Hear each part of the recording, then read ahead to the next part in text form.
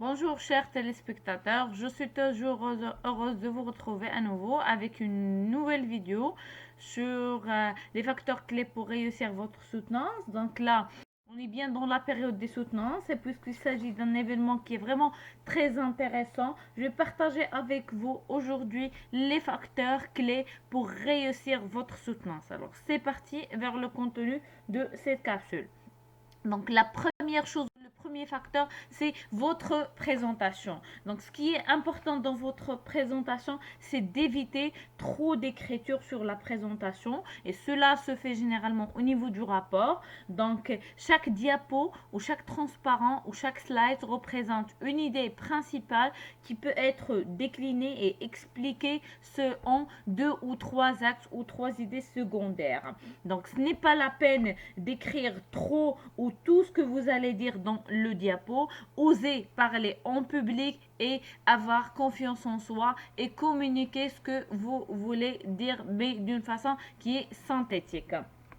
Alors, un élément très important toujours dans la présentation, c'est la forme. Donc, il faut prendre en compte donc, les couleurs et l'arrière-plan. Essayez de choisir bien les couleurs selon celles du projecteur. Également, faire attention à la taille de l'écriture. Généralement, ça doit être une écriture qui dépasse 24 et utiliser les animations et les transitions pour donner de la vie à votre présentation. Également, lorsqu'on parle d'une idée principale présentée dans un transparent, cette idée peut être soit expliquée selon un tableau ou un graphique ou un smart art ou également une zone de texte ou une image clip art ou généralement une vidéo. Donc essayez d'utiliser ces éléments-là pour présenter votre idée mais d'une façon toujours synthétique. Alors, le deuxième facteur, c'est la structure ou le plan de votre présentation.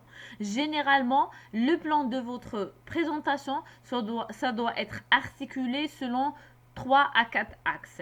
Donc, une problématique, ça représente donc la question à laquelle vous devez répondre dans votre travail. Et puis la méthodologie ou l'ensemble des méthodes et techniques utilisées et outils pour répondre à votre question. Et puis les résultats donc ça doit être, vous devez normalement présenter que les résultats qui sont pertinents d'une façon claire et synthétique. Et puis la synthèse. La synthèse, ça représente généralement la synthèse des résultats et puis quelle est la valeur ajoutée que vous avez apportée au niveau de ce travail. Ce qui est important toujours dans la structure ou le plan de votre travail, c'est d'éviter de présenter l'introduction et la conclusion. Alors ces deux éléments-là, ils n'apparaissent pas généralement sur le plan, mais il faut les présenter d'une façon orale. Donc pour l'introduction, ça représente donc l'accueil, donc le remerciement plutôt des membres du jury. Et puis il faut présenter la structure ou l'entreprise dont vous avez fait votre travail ou votre stage. Pour la conclusion, alors la conclusion représente les perspectives de recherche, les perspectives de votre travail et puis le retour d'expérience, c'est-à-dire votre feedback à travers ce stage ou à travers ce projet. Le troisième facteur, c'est le speech. Alors, pour le speech, il faut le préparer à l'avance. Donc, d'une façon synthétique, bien présenté, mais oralement. Il faut le présenter oralement en tenant compte des intonations et du gestuel. Un troisième élément ou un troisième facteur clé, c'est le jury ou les membres du jury. Alors pour les membres du jury, c'est généralement 3 personnes. Donc c'est l'encadrant ou le tuteur de l'école, l'encadrant pédagogique, puis l'encadrant de l'entreprise ou le tuteur en entreprise et le président du jury.